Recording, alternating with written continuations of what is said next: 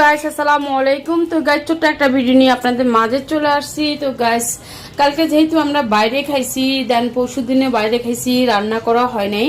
তো আপনার ভাইয়া বলতেছে আমার হাতে নাকি বাকুম খাবে, আপনার আরাবিকা রান্না খাবে। সো আমি আরাবিকা রান্না করতেছি। আপনার এখানে পাস্তা নিছি আর আপনার মোটা যে আরাবিকান নুডলসগুলো আছে না, ওগুলা নিছি। তারপরে এখানে মানে গরু মাংস দিয়ে ও বলতেছে এটা রান্না করতে। সো আমাকে দেখা দিচ্ছে আমি তো মোটামুটি আপনার আলহামদুলিল্লাহ আপনার আরাবিকা যত খাবার আছে আমি রান্না করতে পারি, চাইনিজ আইটেমের রান্না করতে পারি। তো আমি মাংসটার মধ্যে আপনার পেঁয়াজ আর কাঁচামরিচ, দেন ধনিয়া পাতা, ক্যাপসিকাম, তারপরে আপনার বাদাম, ওস্তদানা, সাইজিরা, আপনার এগুলা সব কিছু বেটে আমি আজকে রান্না করতেছি। তারপরে হলুদ আর মরিচ আমি এটা কম দিলাম, হলুদটাও কম দিছি কারণ ওরা হলুদটা বেশি একটা খায় না, সাদা সাদা ওরা খাবে। তারপরে আমার যদি ঝাল যদি প্রয়োজন হয় তাহলে আমি আস্তা কাঁচামরিচ দিব। আর এখানে এই যে সালাদ বানাইতেছি, এই যে দেখেন সালাদের জন্য নিচে পেঁয়াজ কাটা, তারপরে কাঁচামরিচ, তারপরে আর আপনার শশা। এই যে দেখেন আমি এই যে এগুলাকে এখন সালাদ করব। তো আমার মাংসটা সিদ্ধ হলে দেন আমি এই যে পাস্তা আর এই যে নুডলসটা দিয়ে দিব। এটা হচ্ছে আরাবিকা নুডলস। 5 মিনিট কষাবো, 5 মিনিট পরে দেন আমি ব্যাক আসবো। তো গাইস আস্তে আস্তে জিনিসপত্র কিছু মানে চেঞ্জ করতেছি, বাসার আপনার ভাইয়া করে চেঞ্জ করে দিচ্ছে।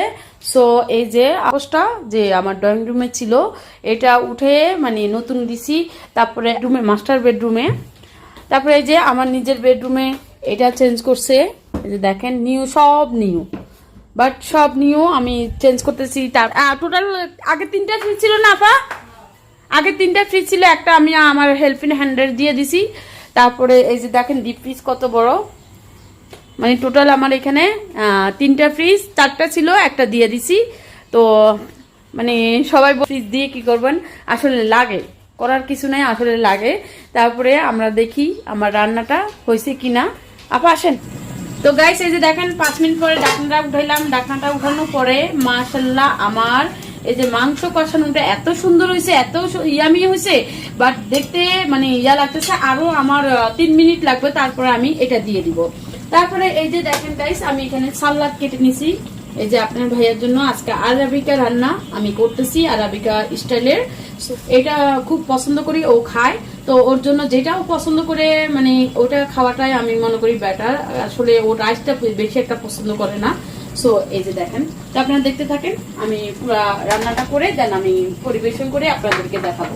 পরিবেশ করে দেন টেবিলে চলে আসছি।